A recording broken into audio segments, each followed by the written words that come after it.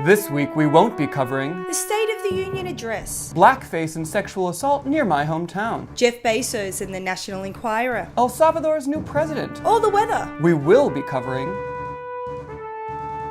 From the reporters of yesteryear comes the news of today. This is Breaking News, a recap, with Wesley Newfarmer and Jessica Pratt.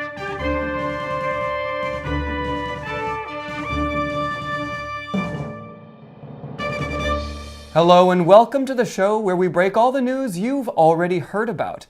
I'm Wesley Newfarmer, and I'm joined by the woman who's about as popular in the office as Theresa May is in Britain, Jessica Pratt. Just because I ask people to do their job, you literally don't know anyone's name and you show up late every day. Maybe, but I bring in chicken wings and beer on Fridays, so if that doesn't say professional, I don't know what does. On with the news. Pope Francis received a rock star-like welcome on his recent visit to the United Arab Emirates. A two-day holiday was called in the Muslim nation, allowing the millions of low-paid Catholic expat workers a chance to see the pontiff say Mass at the Zayed Sports Stadium. Said one Filipino maid, "I can't wait to go home and tell my family about this day. I just hope I remember it in 2 years' time when my employer gives me back my passport." In love news, the popular candy Conversation Hearts are getting a makeover this Valentine's Day. Traditional phrases like be mine, love you, and let's kiss will be joined by more modern phrases like adorbs, text me, and BFF. For those wanting a more upmarket gift, they can purchase the Presidential Hearts range.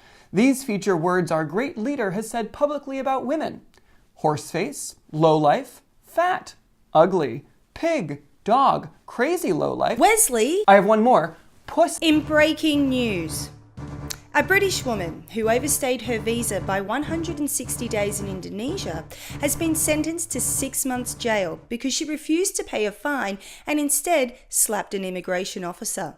That headline again, a white, rich British woman thought she was so privileged she could get away with physically assaulting a government official in a country where they still shoot criminals.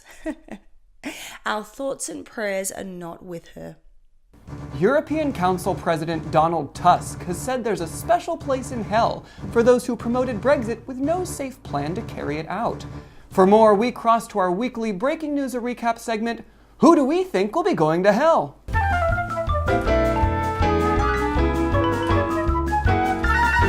Today's first nominee, Cadbury chocolate executives, who are, once again, cutting down on the amount of chocolate in the family size block, making it a fifth smaller than it was 4 years ago, just like the size of Europe once Brexit happens. The next cab off the rank is Clive Palmer. The Australian politician has spammed Aussies with a barrage of unsolicited text messages telling us our freedom is under threat. He even sent a text telling us that if elected, he'll ban unsolicited text messages from politicians. Just like Brexit, it seems that stupid is as stupid does. And rounding out today's Hell nominees, the marketing expert from Gucci who thought an $800 balaclava-like sweater resembling blackface was a good idea. The sweater's been pulled from our stores, but not from our minds. By the way, happy Black History Month, Gucci. That concludes this week's edition of Who Do We Think Will Be Going to Hell? Well, that's all the time we have and all the news there is. If you liked our show, please share amongst your friends. If you didn't, maybe this will help. Braggers in the garden. Braggers, no man. Braggers in orbit. Braggers underwater. Huh. It's also really weird. Tune in next time for more breaking news, a week or so after it actually happens. So Jess, have you been paying attention to the Jeff Bezos thing?